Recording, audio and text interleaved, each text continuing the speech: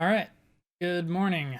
So, I want to start a conversation about finance and investing and all that super interesting stuff. There seems to be this vibe, if you will, about finance. To me, it seems like all you see are people, wanting to retire, saving to buy a home, or coked out party legends day trading on their yacht in Costa Rica made millions of dollars. Blah.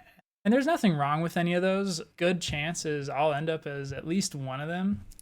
But what I want to do is simply expand the space of finance and investing and all that jazz to normal people, just like you, maybe. Maybe you're dealing with student loans from college, or maybe you have a real grown up job and you're making real grown up money and you're wondering what to do with your income that you don't necessarily want to save and you want to get into investing, but you don't really know how. Or maybe you're just interested in the stock market and you just want to learn more about it. A couple of friends of mine have actually reached out to me about this topic. So I know you guys are out there and I know you're interested in this kind of stuff, which is why I want to see the realm of finance change and evolve, I guess, towards the younger generations, us specifically, right? Because the earlier you get started in this kind of stuff, the more you stand to gain later on down the road. So let's begin with where I think the current state of finance is, or at least my perception of the current state of finance, which starts with Wall Streets and banks use these special words that sound complicated and string them together in, long sentences that describe pretty basic financial concepts most of the time. I even have this book, Wall Street Words, which is exactly that. It's just a dictionary for all the words they use to make themselves sound smart and make them sound like they know what they're talking about. The reason why they do this is because they want to make money off of obtaining new clients, right? They don't make money unless you have money with them. And so using these words actually has a double benefit. The first benefit is by using all this language, they're trying to overload your brain with all this information, right? So you just kind of feel like you can't do it by yourself or it's too complicated. So you just kind of say, screw it. I'll just hire someone to do this stuff for me, which is totally fine. I get that. And I understand people might not have the time and the energy to devote resources towards doing this kind of stuff by themselves, and it's just worth it to them to have someone who understands that stuff to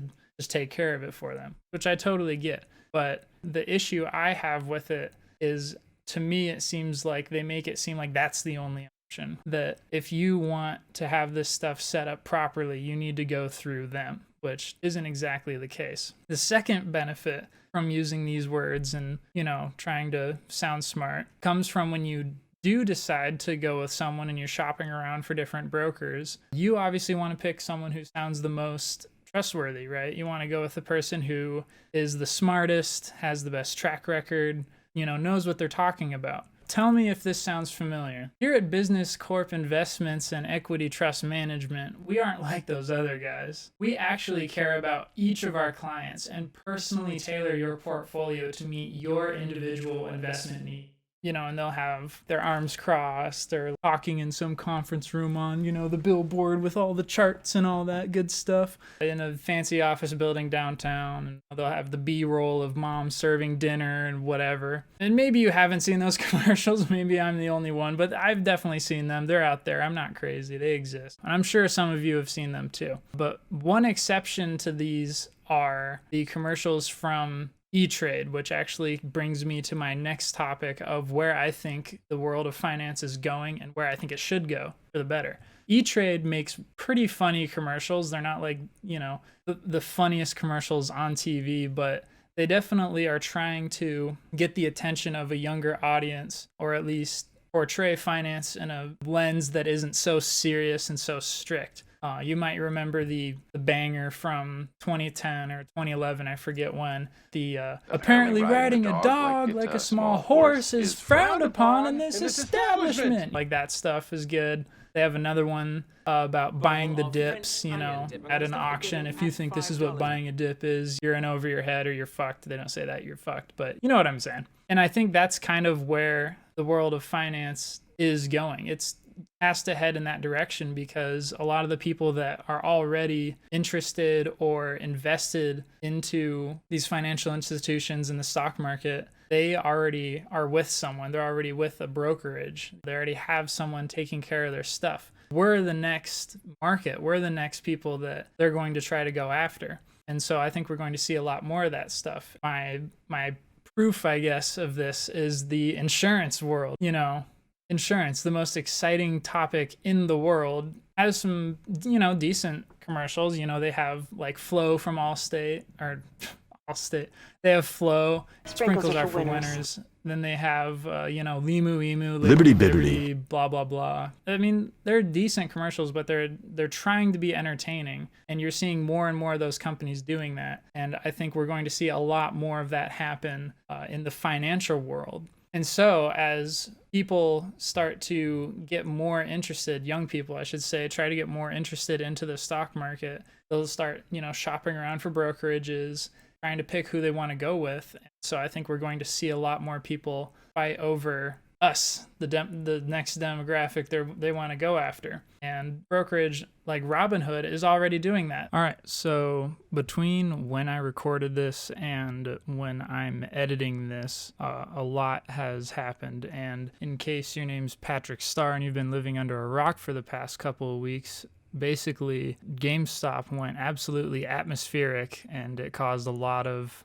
chaos in the stock market. And because of that, Robinhood had to restrict sales of GameStop as well as other stocks, because they claim they weren't as well equipped to handle the volatility. And that may have some merit to it. That might be true, but I certainly don't doubt that there were some other collusions going on between Robinhood and other big financial corporations that they work with, because they don't make money from charging people commissions. They make money by selling user data and trade data to other companies, so other companies know what the users on Robinhood are doing. So they're selling your information so other brokerages know what is going on. So it's not unlikely to think that they could have also restricted these sales because they were receiving a lot of pressure from these corporations, because these corporations were hemorrhaging billions of dollars. So just keep in mind that when you sign up for these smaller, newer brokerage companies, that they might not be as well equipped to take care of, your orders that you want to put through during times of extreme volatility, like we saw with GameStop. So just keep that in mind moving forward.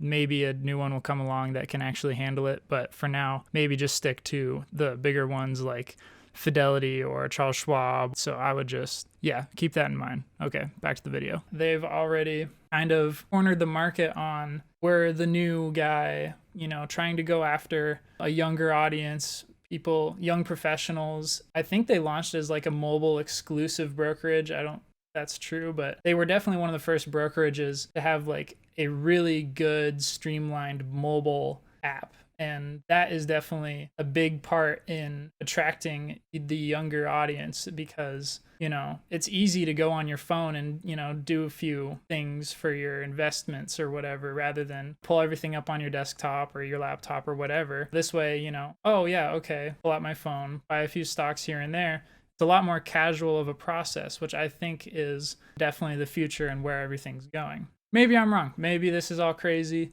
and I'm the only one that thinks this, but I do believe that we are heading in that direction. We're heading in a direction where you're going to see less suits and more jeans. Put that in a trademark. Less suits, more jeans. And I don't know. Let me know what you guys think. Reach out to me.